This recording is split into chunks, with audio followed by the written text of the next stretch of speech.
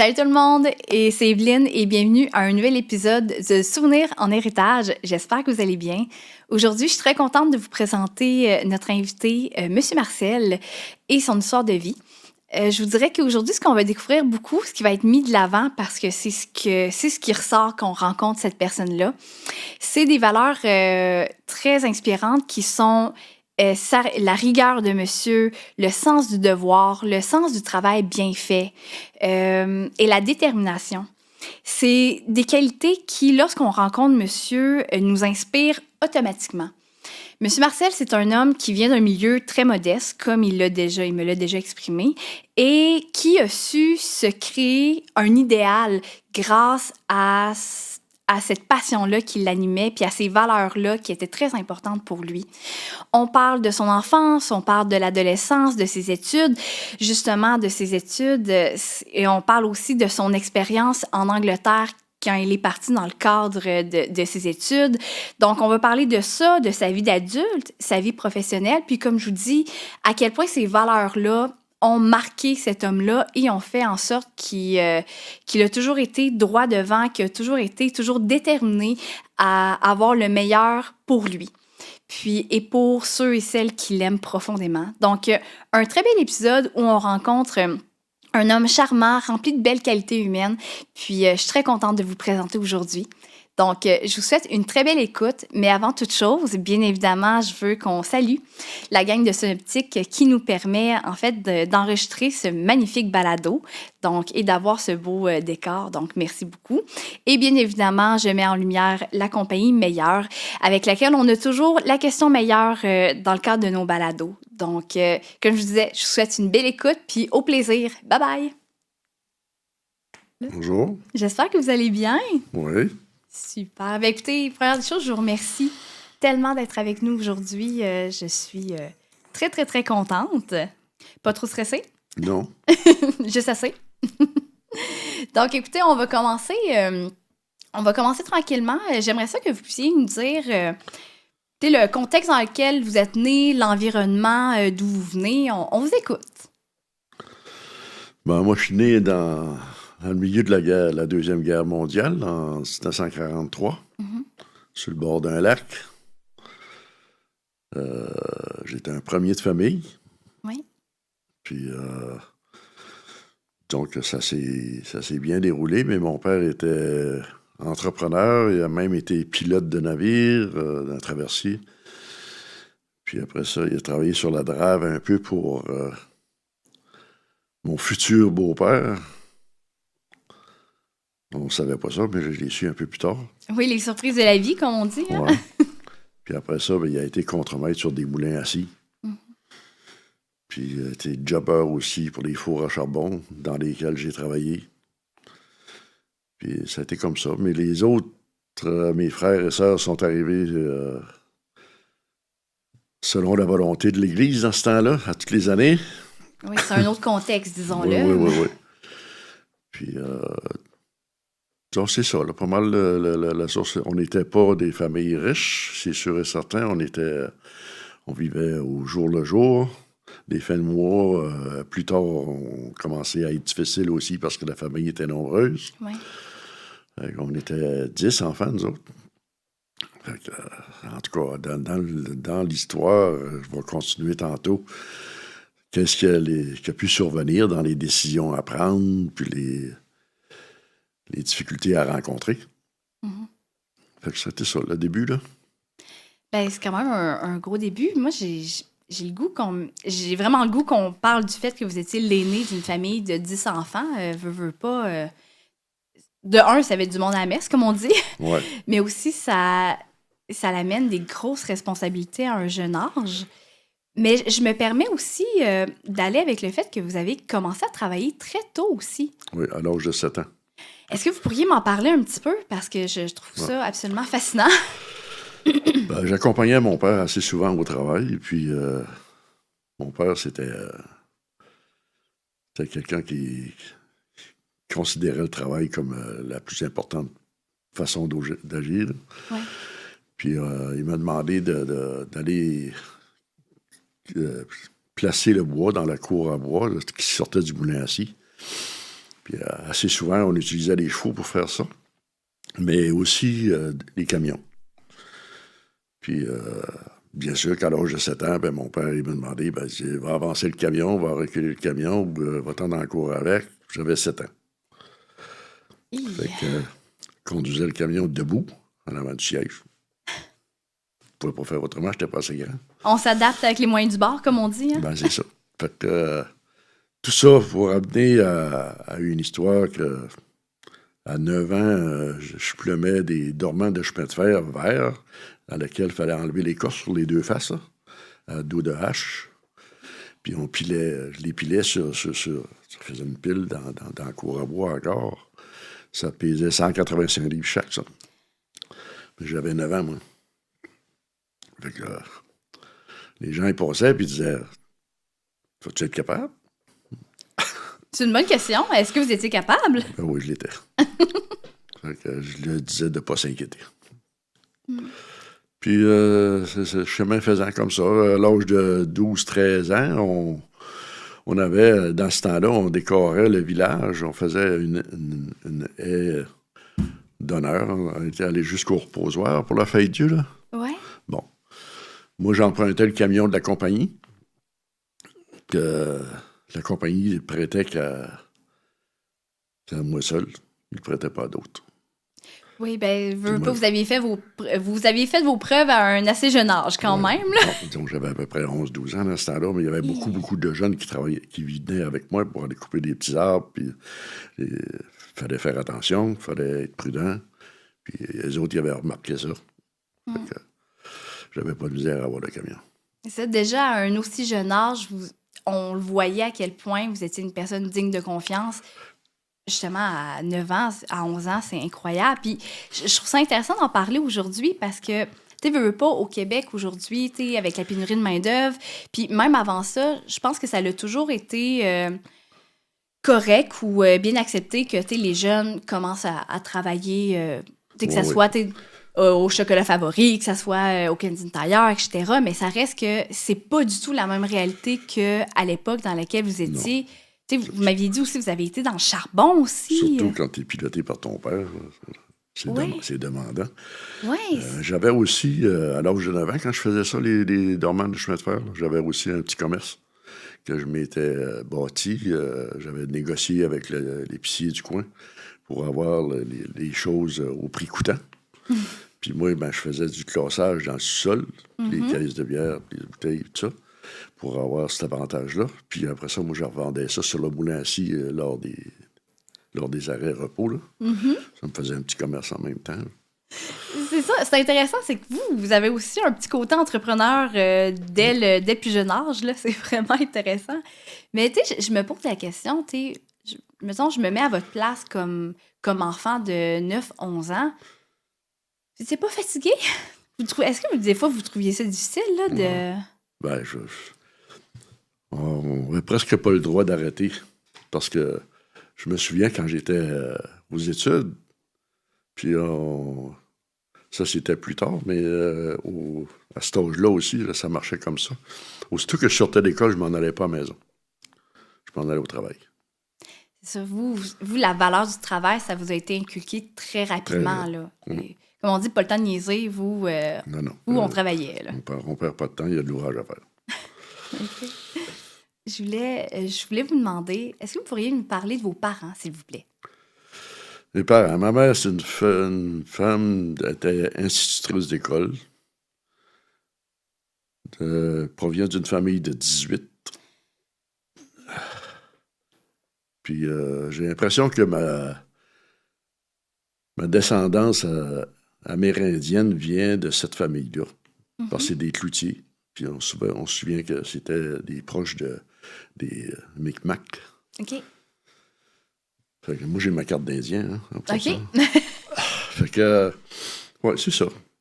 Ça, c'était pour ma mère. Elle a arrêté d'enseigner quand nous autres, on est arrivés. Elle a élevé ses enfants. Puis après ça, elle est retournée enseigner. OK, wow. Elle est retournée travailler. Oui. Puis moi, j'ai été, à partir de ma 5e année, ma maîtresse d'école, c'était la sœur de ma mère. C'était ma tante. Donc, il se passait rien à l'école qui n'était pas connu à la maison. Ah, ça, des fois, c'est pas... Ouais. C'est ça.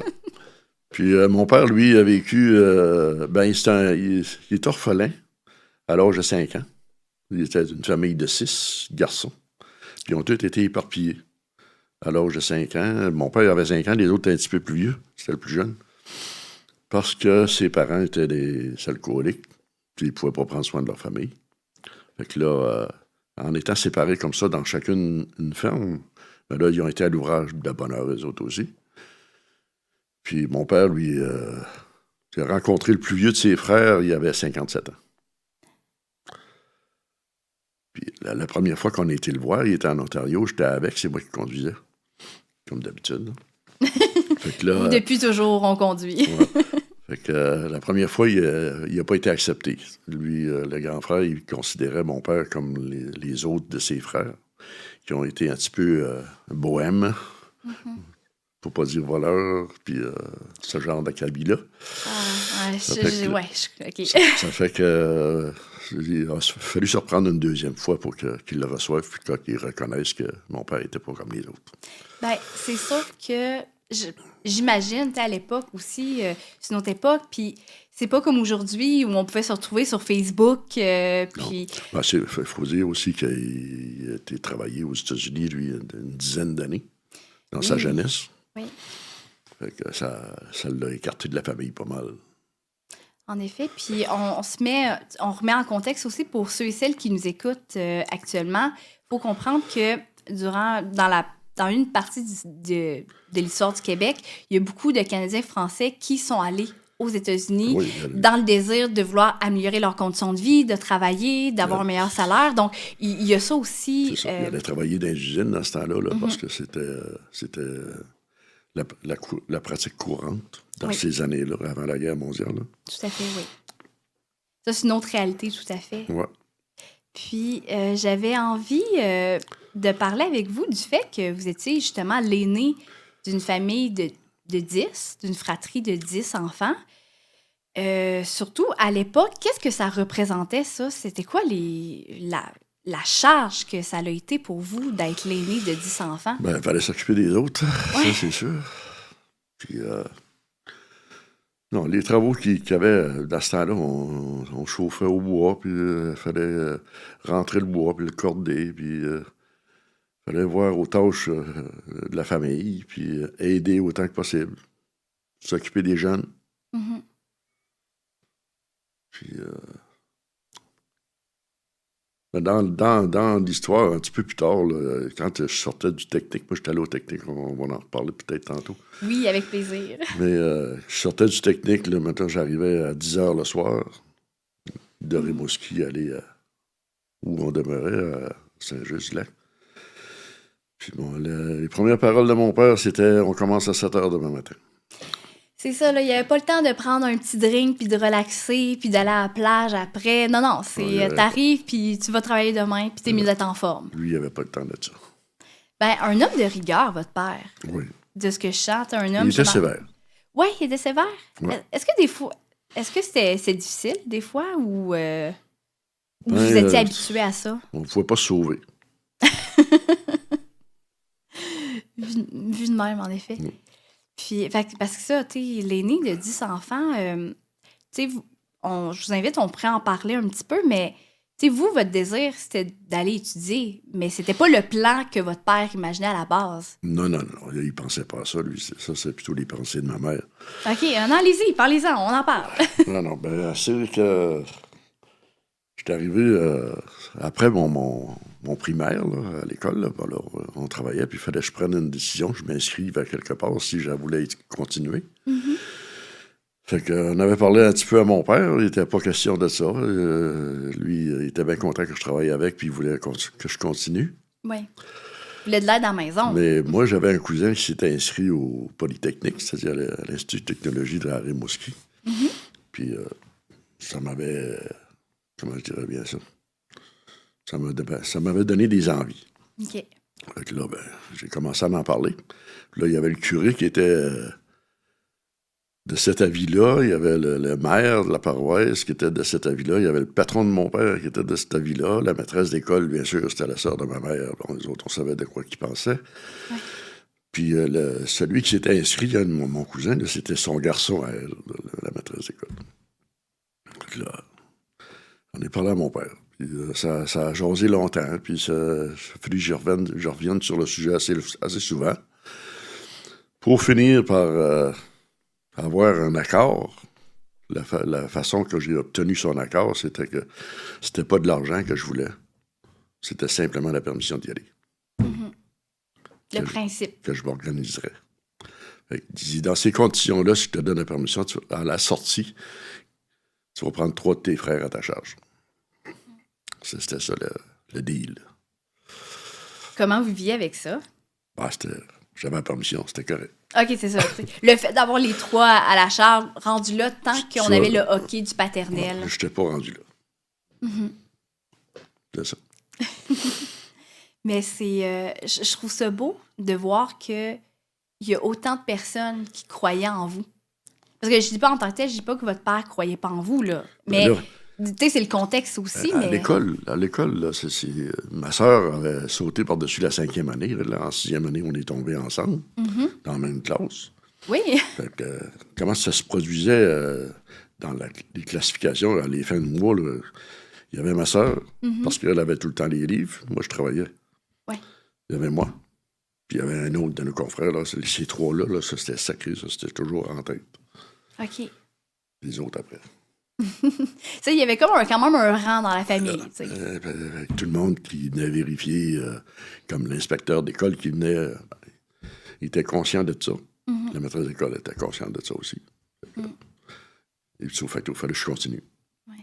Mais je trouve ça beau qu'il y ait autant de personnes, justement, qui ont poussé pour que vous puissiez avoir l'accord de votre père. Parce que, comme je vous disais, je pense pas du tout que c'est à cause qu'il ne croyait pas en vous, mais le contexte économique semblait tellement difficile. C'est lui qui avait besoin de moi. Ben, c'est ça, exactement. Tu sais, ça doit être difficile aussi de savoir que on sait qu'on a besoin de soi à la maison, mais en même temps, on a tellement envie de vivre d'autres choses. Ça doit pas être facile de vivre avec cette dualité-là aussi. Lui, c'était pas à la maison qu'il avait besoin, c'était au travail. Oui. D'ailleurs, je me permets, mais vous m'en avez parlé aussi quand on s'est rencontrés avant, mais vous avez des bonnes mains aussi, là, vous avez travaillé fort, là, ça se voit, là. J'aimerais ça que vous nous parliez aussi, justement, là, de votre départ de la maison, parce que là, vous avez le hockey de votre père, c'est officiel, vous pouvez aller aux études, puis, je sais que vous avez commencé à travailler très tôt, mais ce départ-là de la maison, comment ça s'est passé, le contexte, puis comment vous avez vécu ça? Ah, ben moi, je me suis en allé à Rimouski, puis là, j'ai dit, j'ai un petit peu d'argent de ramasser, mais il va falloir que je pouvoir m'occuper pour avoir plus d'argent pour pouvoir tout payer mes études, parce que là, il n'y avait pas personne qui fournissait, là. C'est ça. Fait que je me suis trouvé en cours de route, pas la première année, là, mais les autres années après. J'étais pas mal responsable dans le collège. On me donnait des responsabilités. Je m'occupais du magasin des sports. Puis j'avais la permission d'aller travailler la nuit. Puis je m'étais engagé dans les fusiliers de Saint-Laurent les fins de semaine, faire la réserve. Puis c'est le même que j'ai ramassé mon argent. Vous n'aviez pas le temps de niaiser, là. Non. Ben, parce que, de ce que je vois, on va pouvoir en parler un petit peu tantôt, mais, encore aujourd'hui, vous êtes une personne très impliquée dans votre communauté, très impliquée dans votre milieu, mais, je constate que ça part de loin, là. Ah, ça a toujours été. Ça a toujours été là. Le désir de s'impliquer, le désir d'être occupé, de... Est-ce que parfois vous sentiez de la pression? Non, dans ce temps-là, oui, pour l'argent. J'avais toujours peur de ne pas en avoir assez. Mais ça a été juste que dans la dernière année, là, je me suis aperçu, ma mère m'a fait sentir qu'il y avait des fins de mois qui étaient difficiles. Fait que là, moi, je lui ai demandé comment est-ce qu'il lui manquait. Puis, j'étais en mesure de... Comment je dirais bien ça? J'étais en mesure de pallier à ça. Oui. Puis quand j'ai été reçu, diplômé, ben là, il fallait faire une petite fête. Fait que je les ai invités. Puis on a dit, on va aller manger au restaurant. Dans ce temps-là, j'avais ma blonde. Qui est devenue votre femme. Qui est devenue ma femme. On est allé manger au restaurant. Puis là, je leur ai dit, inquiétez-vous pas, là, c'est moi qui paye. C'est beau, ça. Fait que, ça. Un petit clin d'œil pour leur dire de ne pas s'inquiéter. Ouais. C'est beau. Est-ce que vous pouvez nous rappeler en quoi vous avez été diplômé à ce moment-là? En mécanique automobile diesel, OK. puis en dessin industriel. J'avais les deux. Vous n'avez pas le temps de niaiser. Là. Tant qu'à aller aux études, on va se diplômer pour vrai. J'adore ça. Ben, plus que ça, dans ma dernière année, surtout en géométrie descriptive, le professeur il rentrait dans la classe, puis moi, j'avais l'habitude de faire le contenu du cours avant de rentrer au cours. Quand même. Puis que là, je le faisais. Fait que le professeur, lui, il savait ça. Fait qu'il rentrait, il allait pas au pupitre en avant, il venait me voir, puis il regardait mon travail. Bon, ben, tu as tout compris, tu vas aller l'expliquer en avant. Comment vous trouviez ça? Ben, c'est de la pratique. Oui. C'est le fun. Oui. Ben, ça te donne un statut vis-à-vis des autres aussi.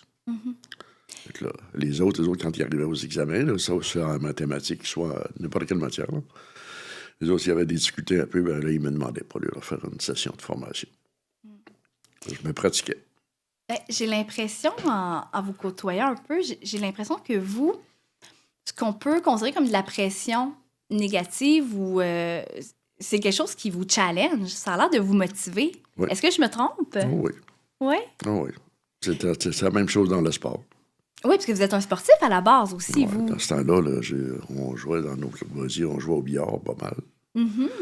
On organisait des tournois. Puis j'expliquais à quelqu'un hier, au quai, des jeunes qui commençaient.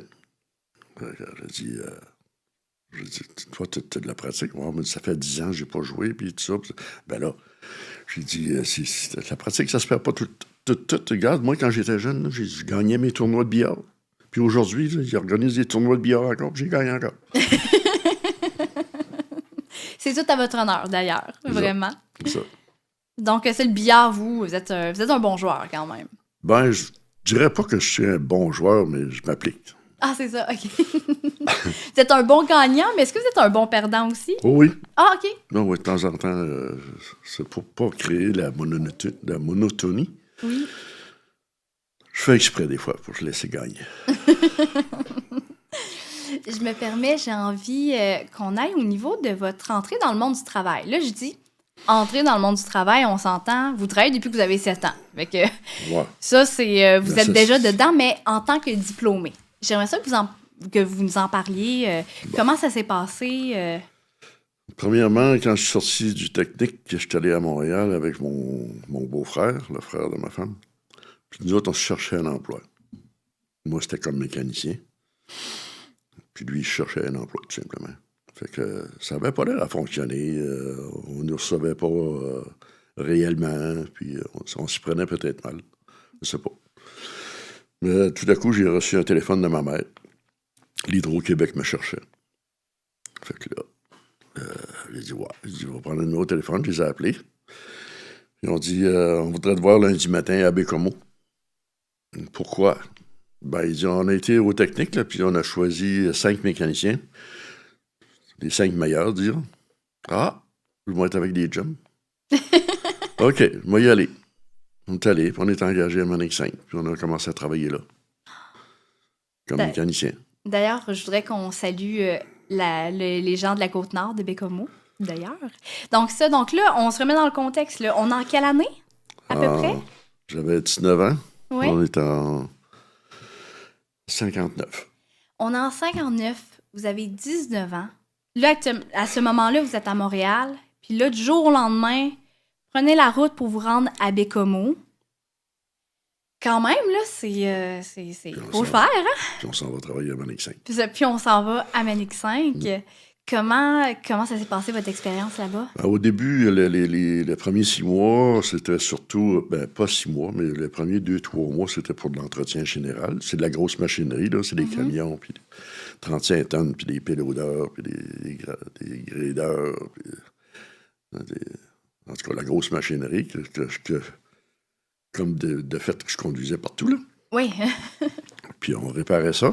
Puis après ça, j'ai été affecté à faire le remontage des moteurs diesel, puis des passer sur le bench test. Ça a duré jusqu'aux fêtes. OK.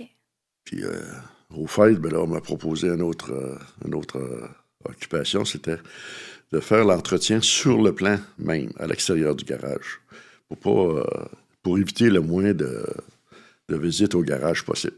Tout ce qu'il faut se réparer sur place, je le faisais sur place. Puis ce qu'il ne faisait pas sur place, on l'envoyait au garage. On évite les gros coups, si on peut. Là, pour ça, il dit, tu vas aller donner ton numéro de permis au bureau. Puis il dit, on va te prêter un pick-up là, pour te déplacer. J'ai dit, permis au bureau, c'est quoi ça? Fait que là, c'est quoi? Là? Quel âge c'est toi? J'ai 19 ans. Tu sais que tu fais ici? C'est ça, parce qu'on se remet dans le contexte, vous n'avez pas de permis de conduire encore, là. Mais non. Vous conduisez depuis que vous avez comme 9 ans, mais vous n'avez pas de permis de conduire. Non. Fait que j'avais 19 ans, puis je conduisais toutes sortes de choses. Plus que ça, c'est qu'on descendait à Bécomo tous les fins de semaine, nous autres, on était des jeunesses. Oui. On allait prendre un coup un peu, puis pour remonter, moi, j'étais assez... J'avais le contrôle là-dessus pas mal. C'est moi qui conduisais. J'étais le chauffeur désigné pour remonter. Encore là, pas de licence, je chauffais les voitures des autres. C'est ça, chauffeur. C'est ça, chauffeur responsable. Pas de permis, mais responsable. C'est ça. Puis, au bout de 3 mois, à peu près, là, le premier pick-up est tombé. Il m'avait donné un vieux pick-up. Là. Il était plus bon. Fait qu'ils m'en ont donné un neuf après ça. Puis, toujours dans les mêmes conditions. La seule chose qu'ils m'ont demandé, c'est fais-toi pas prendre. Je ne m'étais pas fait prendre depuis le début. Pourquoi se faire prendre? Excusez-moi. Pourquoi se faire prendre là, après ça? Il fallait faire attention pour ne pas faire d'accident. Vous êtes resté combien de temps à Manic 5? Alors, je suis resté juste 1 an parce que ce qui est arrivé, là, c'est que, bien sûr, là, j'avais commencé à travailler là. Puis là, dans ma tête, j'avais mes 3 frères à prendre soin. Oui.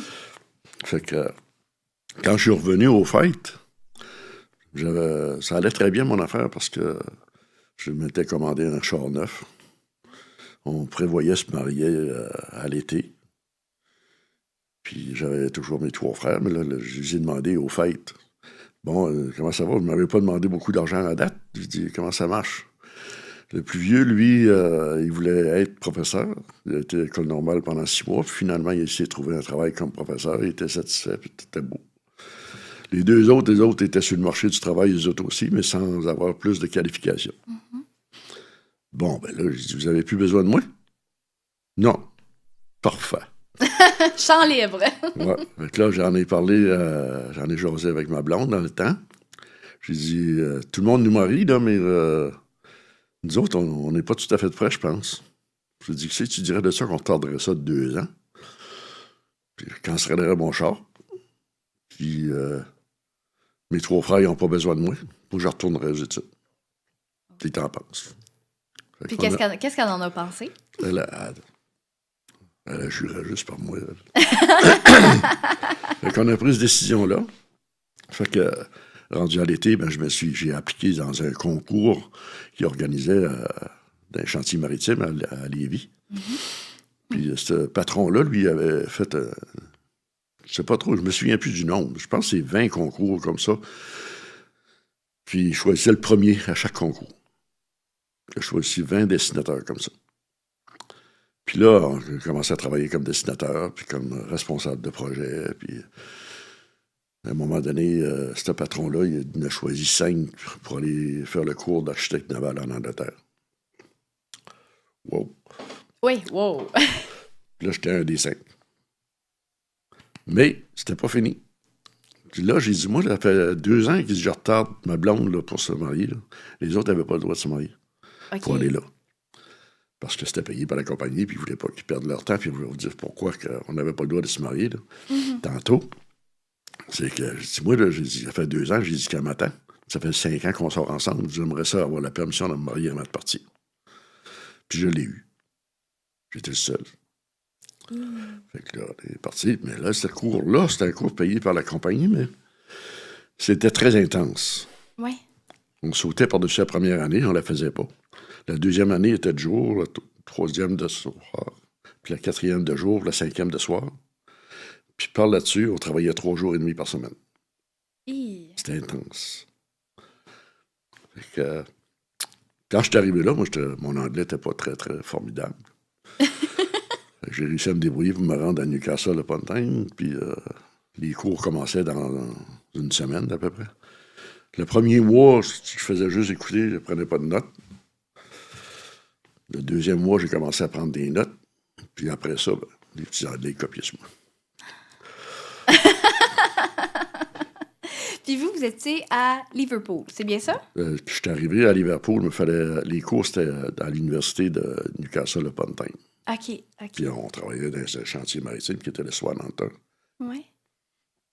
J'aimerais vous demander, écoutez, parce que, tu sais, on se remet aussi à une époque que, tu sais, aller à l'international, quitter le Québec, du moins, c'était pas accessible à tout le monde. C'est peut-être moins aussi dans les mentalités de l'époque, si je me trompe pas. Je voulais savoir comment votre entourage a réagi sur le fait que vous partiez, parce que, tu sais, aujourd'hui, mettons, la jeunesse, on part en sac à dos, on va en Asie, on se promène. C'est très encouragé dans la société, mais... Dans ce temps-là, ça ne l'était pas. Non, mais c'est ça, là. Comment les gens autour de vous ont trouvé ça? Je pourrais tout simplement dire que mon père, il a commencé à reconnaître. À mon point de vue, à moi. Peut-être qu'il le savait avant. Il a commencé à me reconnaître en me présentant à ses amis. Comme son fils. Puis ça s'était jamais arrivé? Non. Comment il vous présentait? J'étais un employé. OK. Tout simplement. Vous avez l'impression qu'il a été impressionné par ce que vous avez fait? J'imagine que oui. Parce que j'allais beaucoup, beaucoup plus loin que lui, là. Lui, il avait arrêté à la 5e année, je pense. Pas d'autres études que ce que ma mère lui avait enseigné par après. Mais il était bilingue. Oui. Puis moi, j'ai appris un petit peu de ça, mais là-bas, je suis tombé bilingue assez vite. Mais ça doit être touchant d'avoir justement cette sensation-là d'approbation de votre père. Parce que j'ai peut-être l'impression, là, c'est peut-être un préjugé que j'ai, mais je sais, est-ce que les hommes à l'époque étaient très démonstratifs de leurs émotions aussi? Non. C'est ça, OK, je suis pas trop dans le champ là-dessus, là, mais... Ouais. Moi, je me souviens, un petit peu plus tard, là, j'avais mes enfants, puis on allait le visiter, puis lui était à sa retraite, là aussi. Là. Il avait passé 72 ans, je pense. 73 ans. À mon mariage, il avait pris un coup avec mes 2 frères, puis il avait dépassé un petit peu leur capacité, comme on dit. Fait que le lendemain, ils n'ont pas très bien filé. Fait que, mon père a pris un engagement avec mes 2 frères. Il dit, à partir de maintenant, on n'en prend plus. Lui, c'est ça ou pas tout. OK, c'est ça. C'est tout ou rien. Tout ou rien. Il avait beaucoup de volonté. Pas pire. Puis là, il a tenu ça, lui, pendant une couple d'années. 2 ans, je pense. Mes frères, ça n'a pas tenu ça. Mais à un moment donné, je suis allé le visiter, puis moi, j'aimais bien prendre un petit rhum. Puis je lui en offrais, mais il dit non, j'en prends plus. Fait que là, j'ai mis un whoop à ça, moi, après 2 ans. Là, j'ai dit, tu nous as prouvé que tu l'avais la volonté. Tu étais capable d'arrêter quand tu voulais. Puis là, tu veux-tu, là, prendre un petit verre avec nous autres juste pour dire, on fête ensemble. On est content, on est heureux, on se rencontre, on fête ensemble. Nous autres, on t'en tiendra pas rigueur. Puis là, il a pris un petit verre avec nous autres. J'ai brisé sa promesse. Mais je pense que vous avez retenu beaucoup de lui quand même. Tu sais, cette rigueur-là, le sens du travail acharné, ça vous a payé. Tu sais, ça a été payant pour vous, là, ces valeurs-là. Ben oui. Ça n'a pas été une enfance douce, dans le sens que vous avez travaillé tôt, mais ça le fait l'homme travaillant, déterminé, que vous êtes devenu. Ça, c'est tout à votre honneur, vraiment. Puis j'ai envie aussi de savoir, parce que là, tu sais, là, il y avait l'Angleterre, vous êtes parti là-bas, mais avant que je continue là-dessus, je voudrais faire une petite parenthèse, parce que là aussi, vous avez retardé votre mariage avec votre épouse. Comment les gens voyaient ça? Je me suis marié juste une semaine avant de partir, là, Oui. en bateau. Mm-hmm. C'était un voyage de noces. On fait tout en même temps. Un voyage de noces de 2 ans. Ah, c'est bon, ça! Ça évitait à la famille proche de s'impliquer dans nos affaires. Comme on dit, vous aviez un peu la paix, mettons. Exact. Imagine une famille de 10 en arrière, là. Les autres étaient 11, là, c'est ma femme. Fait que, il y en avait plusieurs qui auraient voulu s'impliquer dans nos affaires. Ah, c'est clair. Là, vous aviez la paix. On avait la paix de ce côté-là. Mais moi, je travaillais fort, c'était intense. Mm-hmm. Elle a suivi des cours Oui. d'espagnol, puis d'anglais. Puis on est revenu, tombée enceinte aussi. Mm-hmm. On a perdu le premier bébé.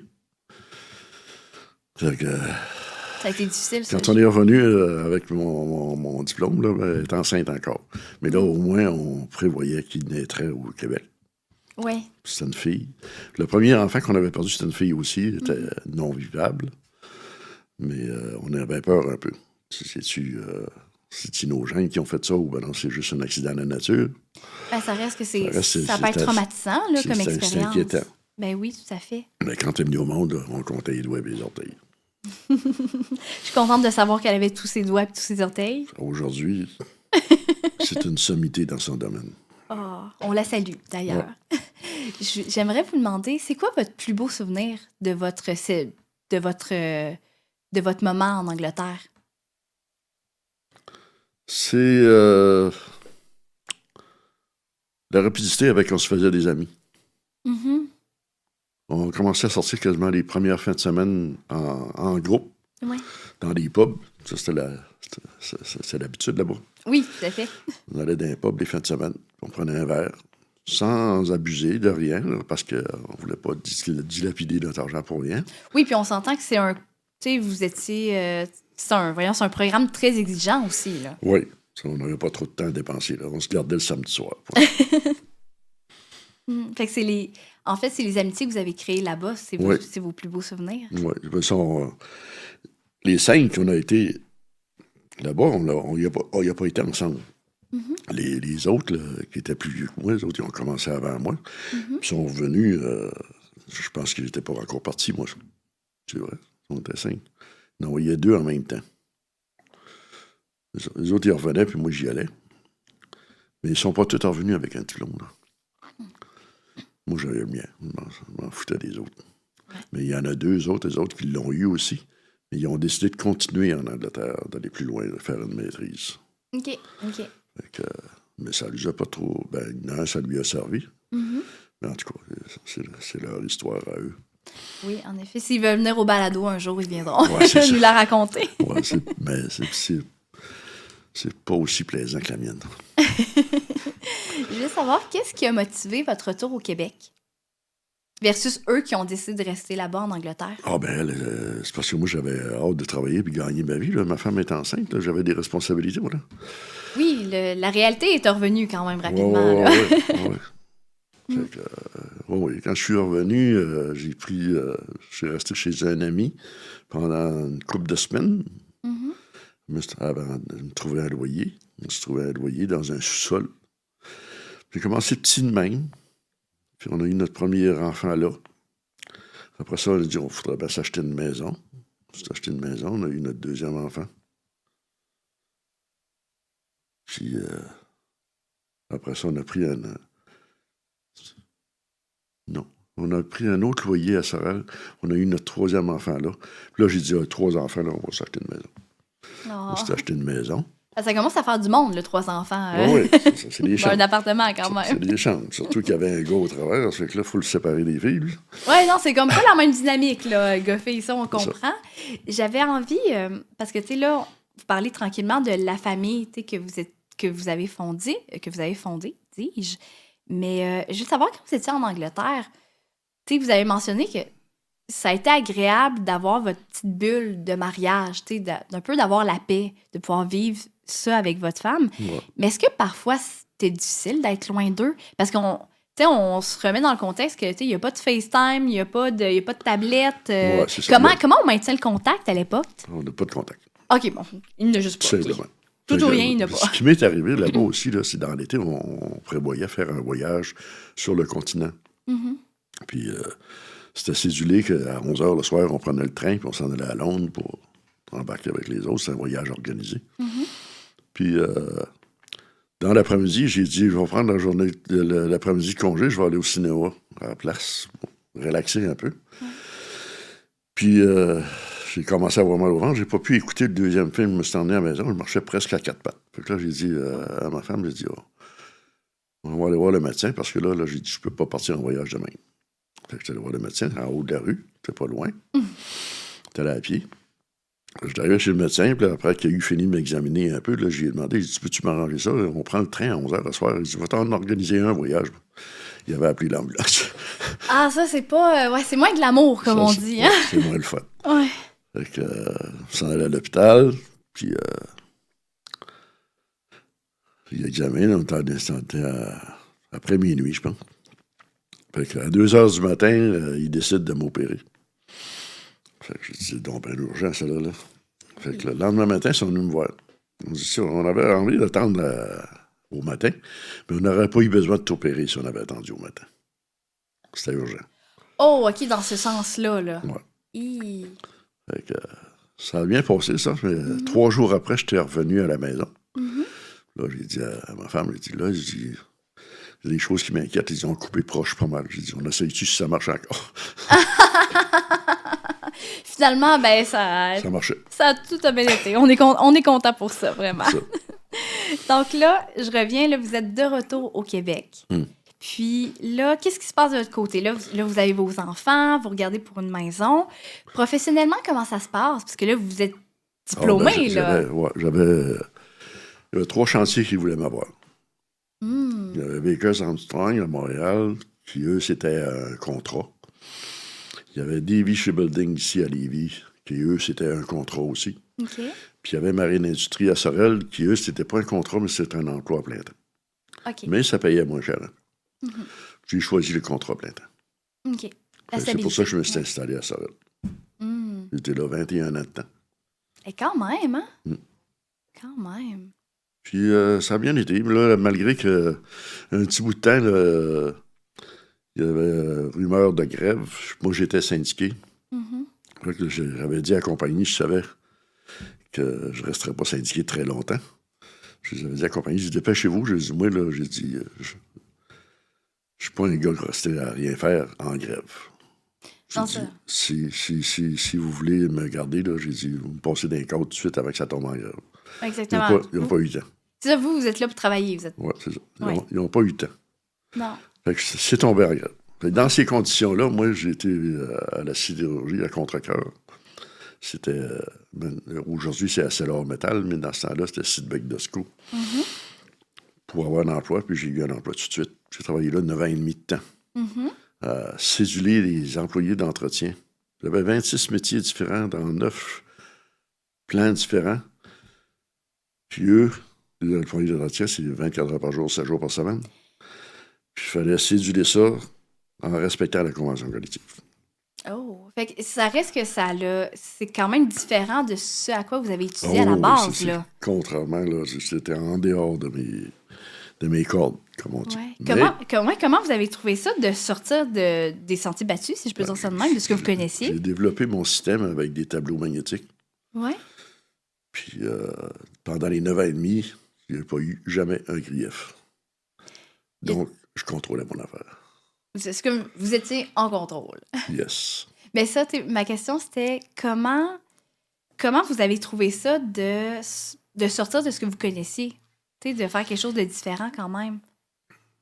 Moi, en autant que je travaillais, OK. c'était ça. J'avais le revenu, puis je pouvais vaquer aux besoins de ma famille. Parce que là, c'est différent. Là. C'est que là, vous gérez des humains. Oui. Pas la même chose que des machines, là. Non. Comment vous avez trouvé cette expérience-là? Ah, il faut faire attention. Oui? Ah ouais. C'est des appels téléphoniques, c'est des explications aussi. Il y en a qui tombaient malades, il fallait les remplacer, il fallait pousser certains à agir un peu plus vite ou à travailler plus fort. C'est- C'est ça, c'est que là, on se rend compte que, tu sais, la machine, on lui dit quoi faire, elle le fait. Quand c'est des humains, il y a un autre volet, faut tu les sais. convaincre. Oui, en effet, en effet.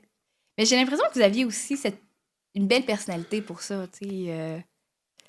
Ben, aujourd'hui, il y a des gens qui me font reconnaître ces aptitudes-là. Mhm. Dans le temps, j'étais pas au courant.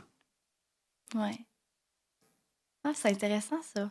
Que les autres voyaient cette facette-là de vous, alors que vous l'aperceviez pas. Bon, ben ça, c'est parce que ça prend des bons amis pour te faire voir des choses aussi. Fait que Ouais. ces bons amis-là, je les ai aujourd'hui. C'est important pour vous, ça, l'amitié, hein? Mm. Je me permets d'entrer là-dessus parce que vous ouvrez la porte, mais pour vous, ça prend quoi la place de l'amitié dans votre vie? Bon, moi, il faut que ça soit faut que tout le monde s'entende bien autour de moi. Mhm. Pas des situations de conflit, moi, là, je m'éloigne de ça. Ouais. On n'a pas besoin de ça dans la vie non Non. plus, hein? Non. Puis pour vous, c'est quoi les qualités ou les valeurs essentielles pour un ami? D'être reconnaissant et proche. Mm. Puis d'échanger. Ouais. Changer des services, des opinions. Ben, c'est une richesse dans la vie de savoir qu'on peut compter sur quelqu'un, c'est pas rien, là. Ah, ben, mes enfants me le répètent, tu vois. Ouais. Ah ouais. Mm. Toi, t'es chanceux, papa. T'as des amis. Ouais. Ben, mais je dis vraiment ça parce que c'est vrai, c'est que savoir qu'on peut compter sur des gens quand on en a besoin, c'est pas quelque chose qui est c'est pas quelque chose que tout le monde a, puis c'est une richesse, puis je pense que il faut aussi les conserver, tu sais, il faut les entretenir ces amitiés-là. Mhm. Ouais. Mais ça, je voulais juste faire une petite parenthèse là-dessus parce que je trouve ça beau de vous voir parler de vos amitiés puis à quel point c'est important pour vous. Ah, c'est important, certain. Ouais. C'est un peu comme la famille. C'est la famille qu'on choisit, en fait. Ouais. Ben, j'ai été chanceux, moi, parce que j'ai pas eu d'enfants malades. Mm. J'ai pas eu d'enfants qui ont éprouvé beaucoup, beaucoup de difficultés, à l'exception d'une certaine période pour mon gars. Mhm. J'aimerais savoir au niveau professionnel, pour vous, c'est quoi qu'est-ce que ça a pris le travail comme place dans votre vie?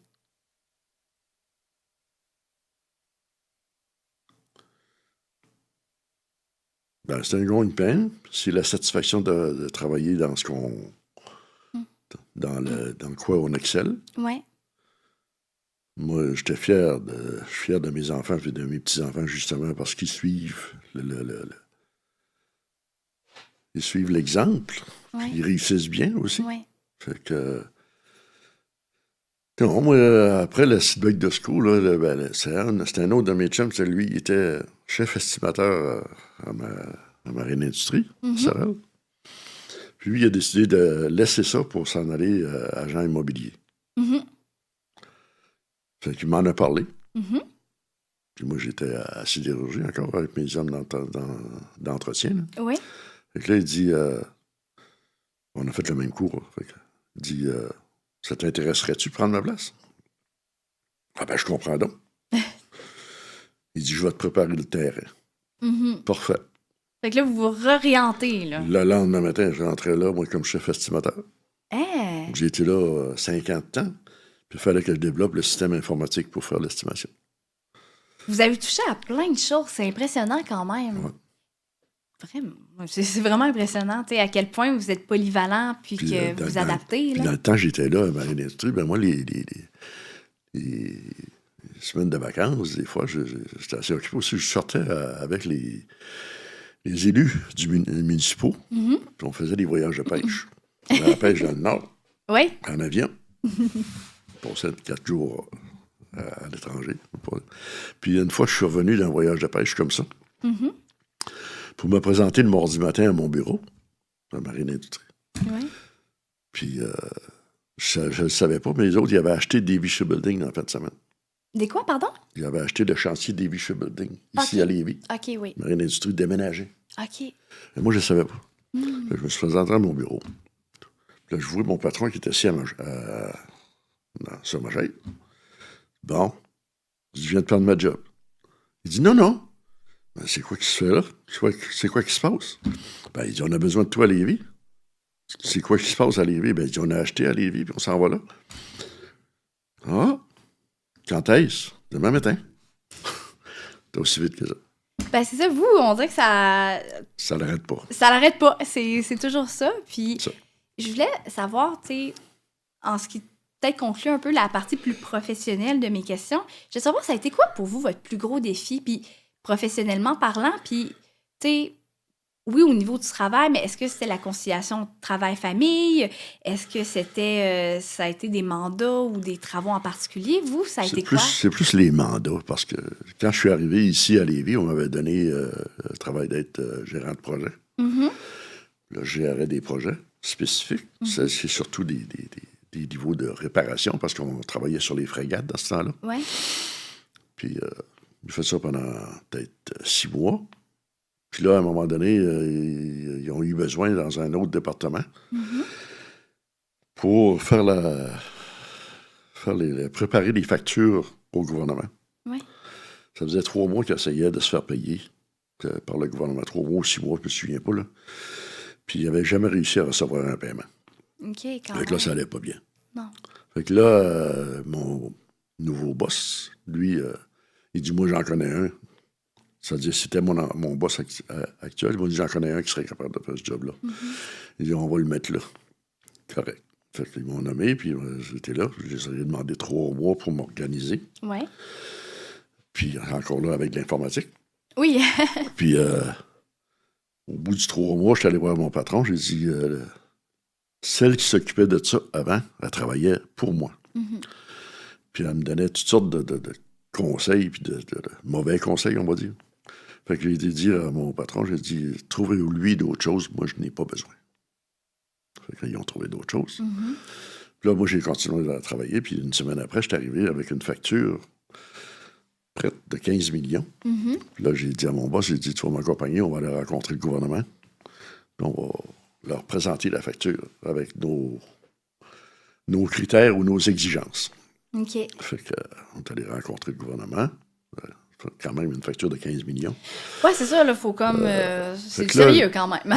Je leur ai dit, là, je dis, à partir de maintenant, si vous avez mal classé un document, ou si vous l'avez perdu, ou si vous trouvez qu'il n'a pas été signé à la bonne place, c'est pas n'importe quoi. Vous me le dites, puis dans les 2 secondes ou les 2 minutes qui vont suivre, vous allez l'avoir en main. Donc, il n'y a plus aucune raison de refuser une facture à partir de maintenant. Voici celle de 15 millions. Hey. Ils ont payé. Ouais.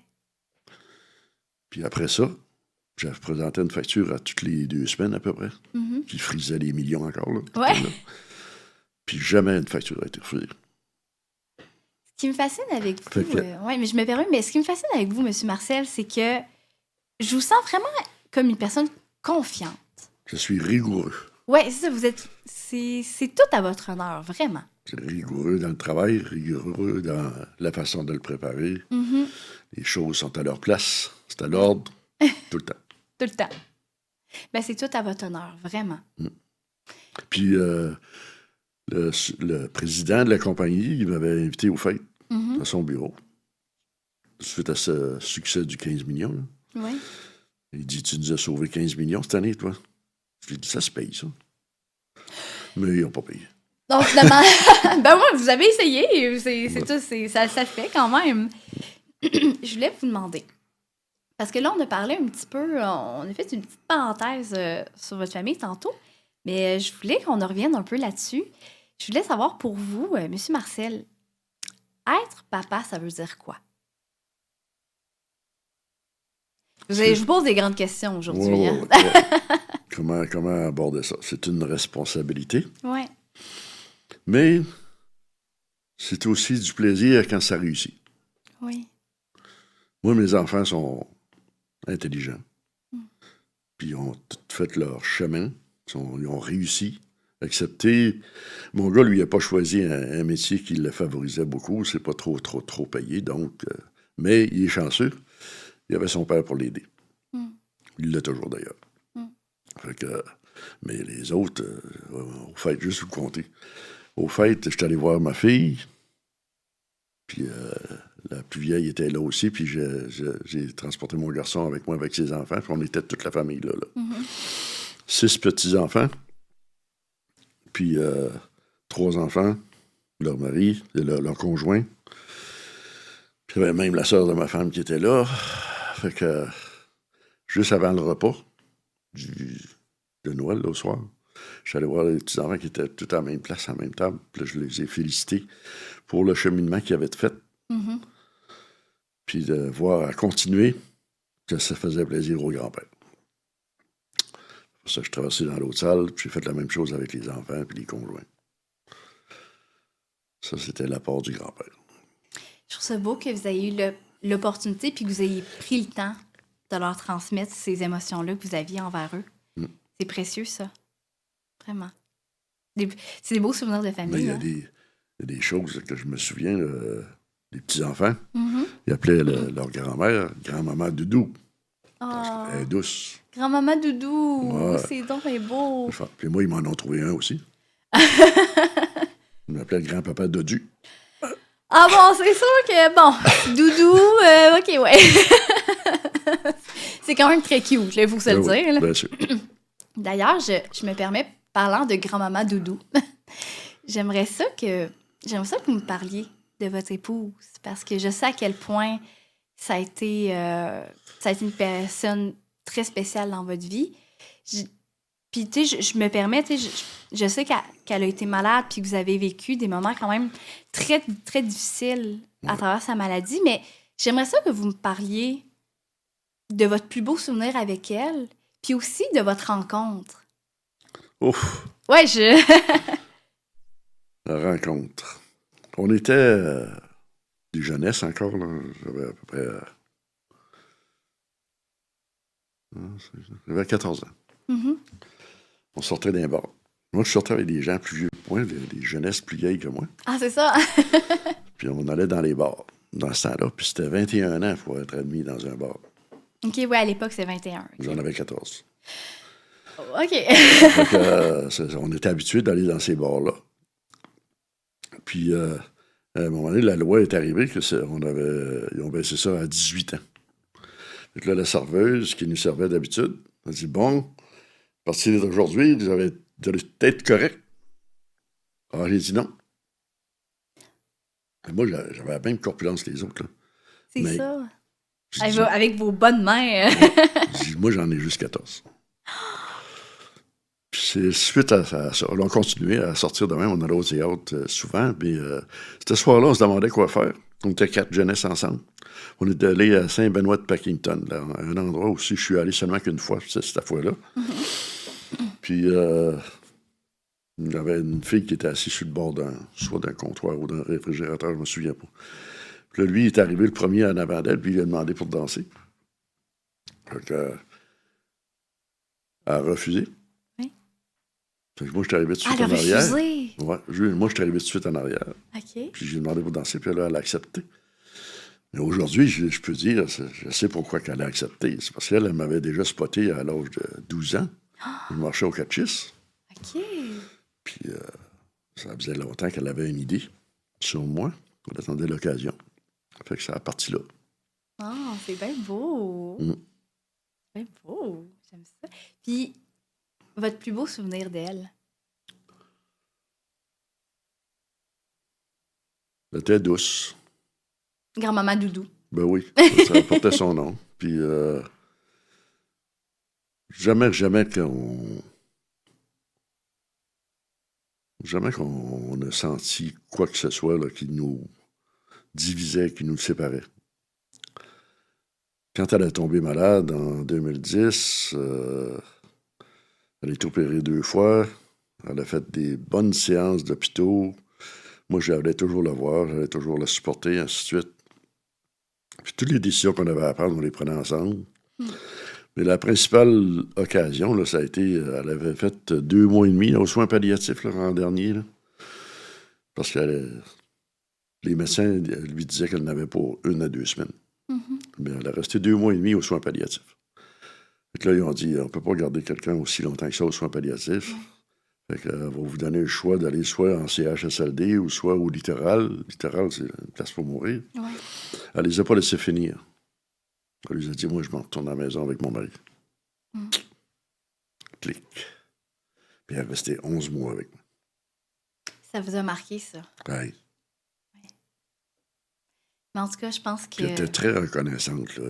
C'était un choix qu'elle a fait, mais c'était très reconnaissant. Il y a une fois, je me souviens, là, je ne passerai pas dans les détails. Là. On était dans la salle de bain, puis je lui aidais à se revêtir. Puis elle a passé la main ici, là, 3 fois. De même. Ça voulait tout dire pour moi. Une grande femme courageuse, votre femme. Aïe, tout le monde la voyait comme une miraculée. Oui. En Elle effet. était très, très, très... Elle savait ce qu'elle voulait. Elle voulait aller au restaurant toutes les semaines. Oui. On y était toutes les semaines. Malade, pas malade, on allait au restaurant toutes les semaines. Je pense que c'est un beau cadeau que vous lui avez offert à travers tout ça. J'imagine que oui. En tout cas, ça n'est jamais plein. En tout cas, j'ai vraiment l'impression, de la manière que vous me la décrivez, c'est que c'est une grande femme. Puis aussi très, je me permets l'expression, mais très willing. Là, on s'entend que, tu sais, je repense à votre histoire de vie, de vous suivre en Angleterre à l'époque, de vivre tout ce que vous avez vécu avec elle. Vraiment, une femme hors du commun, j'imagine. Là. Ah oui. Ouais. Une femme qui a fait que notre couple a fonctionné. En tout cas, je pense que ça, c'est... Tu sais, on parlait des amitiés tantôt, mais ça, je pense que c'est une très grande richesse aussi dans votre vie. Oui. Je me permets, on tire bientôt à la fin de notre rencontre ensemble, mais j'aurais 2 dernières questions à vous poser. Puis, la première question, en fait, ça vient... c'est la question meilleure, en fait, qui est un jeu sur la croissance personnelle puis le développement. Puis, ils font des jeux de conversation. Puis, c'est meilleur, ils font le bonheur de s'associer au balado, puis comme partenaire. Puis, la question que j'avais envie de vous poser, c'était de savoir, vous, M. Marcel, qu'est-ce qui vous rend le plus fier quand vous repensez à votre vie? J'ai des grandes questions, moi, quand même. Hein? Ouais. Puis, il peut y avoir plusieurs réponses. Hein? Vous n'êtes pas obligé de faire juste une réponse. C'est ma capacité de me rallier des amis puis qu'on puisse fonctionner encore. D'avoir la capacité physique puis la capacité mentale de cultiver ça, cette amitié-là. C'est bien beau, ça. Hein? Ben, moi, j'aime ça comme réponse. C'est ça. Oui. Mais ça se voit que vous êtes une personne qui aime les gens. Vous aimez vous entourer, puis vous avez des belles qualités aussi. Pour répondre à ça, j'ai toujours fait du bénévolat depuis 1966. J'ai appartenu à des clubs qui ne font que ça, les Chevaliers de Colomb, tous les degrés, toutes les fonctions. Puis aujourd'hui, je suis bénévole pour faire du taxi pour les autres qui n'ont plus de leur permis, qui n'ont plus d'automobile. Je les accompagne partout. Oui. C'est n'importe quel besoin, là. Que je les aide à marcher, que je les supporte, je vais chercher les déambulateurs, je suis toujours à leur service. Vous avez une grande empathie. Puis ça se voit. Puis c'est le fun de vous voir aussi impliqué, autant dans votre communauté. Je me fais demander souvent comment ça, à ton âge, tu as encore toutes ces capacités-là. Ben, je dis, moi, je suis resté actif. Ouais. Je suis resté occupé. Écoutez, c'est tout à votre honneur, vraiment. Puis ça se voit aussi que vous aimez ça. Je vous ai vu dans différents contextes. C'est le beau de vous voir, vous impliquer, les causes que vous les choisissez parce que ça vous tient à cœur. Puis. Faut que ça rende service. Ouais. Puis, en tout cas, je pense qu'on a beaucoup à apprendre de vous. Puis votre sens aussi du devoir, vraiment, vous m'inspirez beaucoup, sachez-le. Bon. Puis, je me permets une dernière question, M. Marcel. C'est une question que je pose à tous mes invités et qui est la suivante. C'est que j'aimerais savoir, qu'est-ce que vous diriez au Marcel de 20 ans s'il était devant vous? Que ce soit un conseil, une leçon de vie au niveau de l'expérience, qu'est-ce que vous lui diriez? La même chose que je dis à mes petits-enfants. Oh, puis c'est quoi? Lâchez pas, vous êtes dans une bonne voie. Mhm. Améliorez ça, Oui, puis allez au bout de vos désirs, au bout de vos rêves. c'est vraiment beau, ça. Puis là, je suis en train de montrer à un de mes petits-fils là, comment faire des économies, puis comment se serrer de l'argent à partir de maintenant. Il y a 14 ans. Ah, ça, on commence. Ben, en même temps, c'est bien aussi de commencer jeune aussi. Ouais. Ouais, c'est. En tout cas, je pense que ça va lui servir. Peut-être qu'à 14 ans, s'il y a l'ouverture puis la reconnaissance, tant mieux. Parce que moi, à 14 ans, j'aurais trouvé ça challengeant de me faire parler de mes finances, mais c'est tellement. J'ai fait son rapport mensuel tous les mois, pareil comme si c'était la caisse qui lui remettait son relevé, là. Ouais. Mais je compare ses payes, puis je mets de l'argent de côté, puis... Ben ça, en fait, c'est vraiment un beau cadeau que vous lui faites. Ouais. Vraiment. Moi, on dirait que j'aurais trouvé ça spécial de me faire parler de mes finances à 14 ans, mais en même temps, je pense que c'est important aussi, là. Moi, j'ai commencé à 31 ans à faire des économies. Ouais. C'est-à-dire que j'en ai tout fait toute ma vie, là, mais Ouais. je les utilisais tout de suite. Mais ça, en tout cas, je trouve ça bien que vous faites l'éducation financière à vos enfants. Puis écoutez, je vous remercie beaucoup, beaucoup, beaucoup pour le temps que vous m'avez accordé. Puis merci pour le conseil pour Marcel 20 ans, parce que j'ai l'impression que ça peut faire écho à beaucoup de monde, ce conseil-là, mais aussi ce que vous avez vécu dans votre vie. C'est très inspirant. Puis, Merci bien. En tout cas, moi, ça résonne en moi. Fait que merci beaucoup, beaucoup.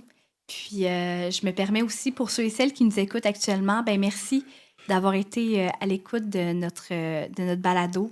Je vous souhaite une très belle journée. Puis, vraiment, je pense que tout le monde va être d'accord pour dire qu'on a tous passé un merveilleux moment avec vous, M. Marcel. Merci beaucoup. Ça fait plaisir.